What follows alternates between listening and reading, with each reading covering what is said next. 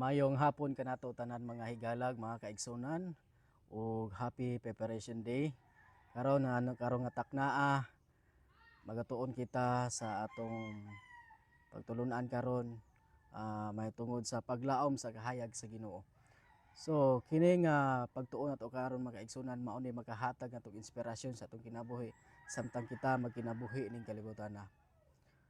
Adunay daghang kahigayonan sa kinabuhi nga kita maagi og kalisdanan, kasubo, apan dili kita magpadayon sa kangitngit kay ang Ginoo mao ang atong suga sa paglaom. Sa Salmo 27:1 nag-ingon, ang Ginoo mao ang akong suga ug ang akong kaluwasan.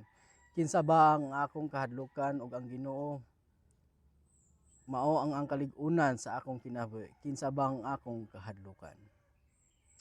Kini nga bersikulo mga kaigsunan ng kahigalaan nagpahindom kanato nga bisan unsa pa ang atong giatubang ang Ginoo adunay anaa karon sa paghatag og kaluwasan ug kusog. Busa ayaw pagakapoy ug pagampo ug pagsalig kaniya. Ang kalisdanan dili magpadayon hangtod sa kahangturan. Kini magpadayon hangtod sa kanturan kini lamang usa ka paagi aron malig-on ang imong pagtuo mas duol kang sa Ginoo.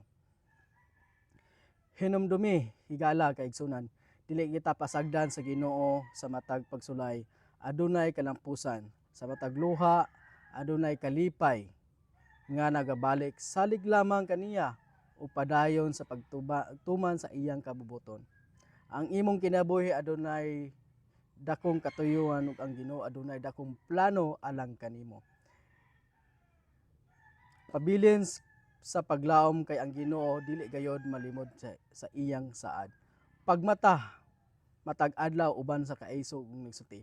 Akong isalig ang akong kinabuhi sa Ginoo ug karon nga kahaponon magkaigsunan mong kahigalaan hinaot nga sa mubo nga pagtuon nato sa Biblia makahatag katong inspirasyon sa atong nga kinabuhi samtang kita nagalawig sa atong nga kinabuhi dinhi sa kalibutan. Ug daghang salamat ug maayong hapon kanatong tanan.